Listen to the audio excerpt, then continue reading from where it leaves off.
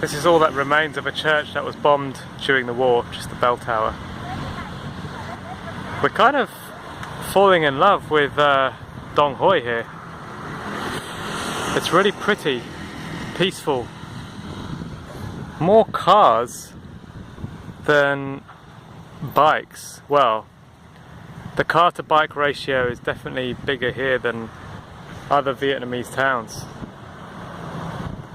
So once again, I find myself in a place in Vietnam where there's lots of development and no people. This road here is a dual carriageway plus an extra lane on either side for bikes, I guess.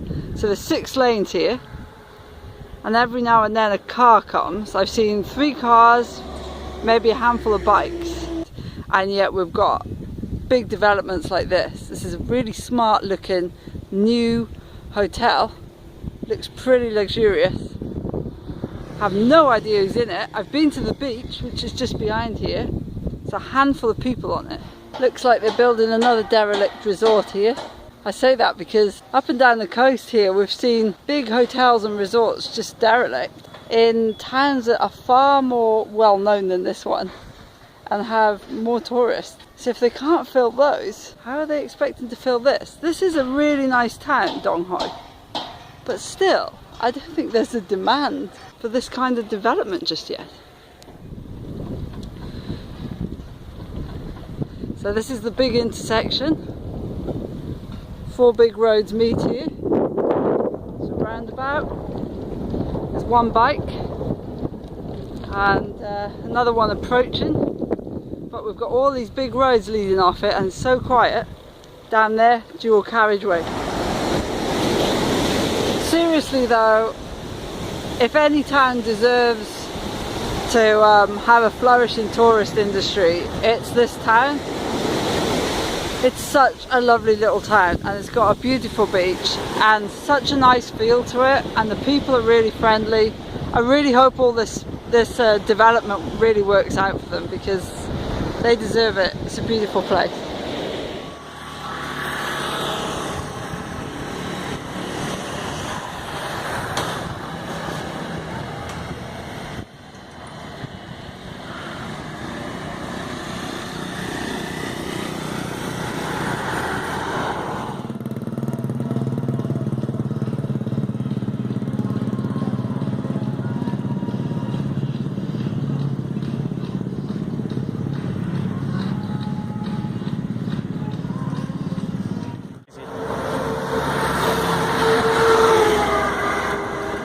Lady here, look at the trucks going by. She's sweeping the highway by the central reservation. I don't know why they need to do this. Like, the trucks just come along and blow all the dust around that they're sweeping. Less than 500 kilometers to Hanoi now. We set off from Dong Hoi this morning, and I would say that Dong Hoi is my favourite place in Vietnam so far. Just had a really nice balance of peace, and the coastline is really pretty there. It's just a pretty town, and we're heading on today. It's probably the first day that we've not really got a place in mind for tonight.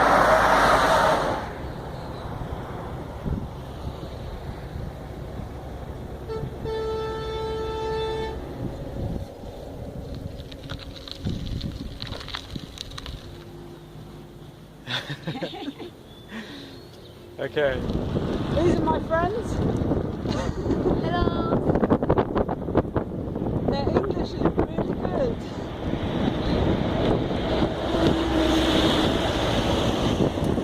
We're just on one of our tunnel avoidance missions.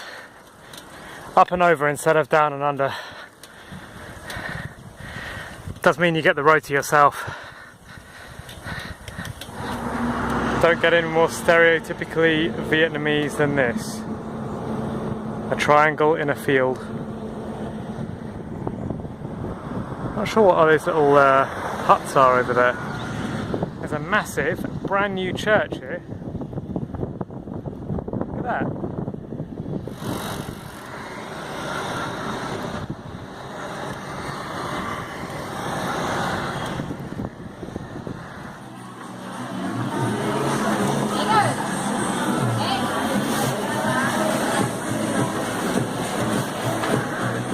well, just a quick update for you all. We are on our way now towards a place called Ha Tin, and we're less than 400 kilometers.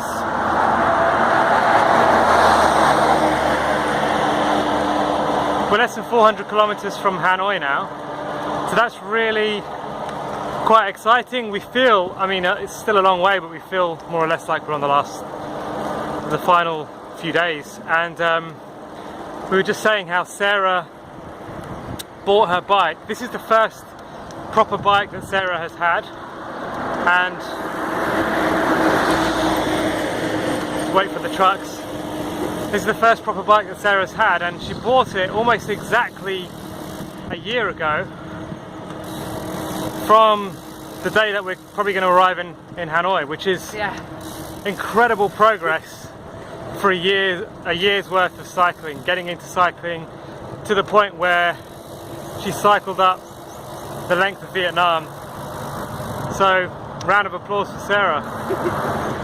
And we were just saying as well, I don't know if you can see in the background of this video, but we have probably seen thousands, literally thousands of Vietnamese flags whilst here in Vietnam, especially as we've gotten further towards the north, which is the original communist area.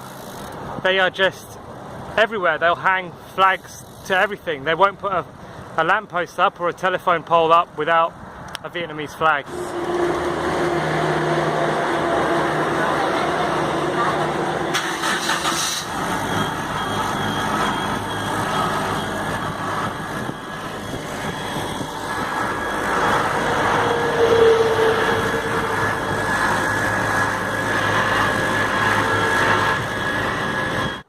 Love these J places. J is vegan, vegetarian, Vietnamese, and we just search for that in Google and then come and sit down, and they bring you a plate of rice and a bunch of different greens. This is the view from our window. Got a women's volleyball club going on down here. Little snippets of things you see here that just really kind of heartwarming, the way that they're so community led in a way. They really look out for one another, but they also help one another rip you off in the best way that they can. So yeah, this is our view, looking down on all the red roofs. This is our room. That's our stuff. Looks like we've got quite a lot of stuff. We've just been shopping, so dinner in the hotel room tonight. The window here vents straight onto the neighbouring bathroom, so there's always that. But yeah, we were just saying earlier how it just gets tiring being ripped off all the time, doesn't it? Yeah, it's sort of draining because you always sense there's an ulterior motive, maybe, or maybe not. Yeah. It's difficult to tell.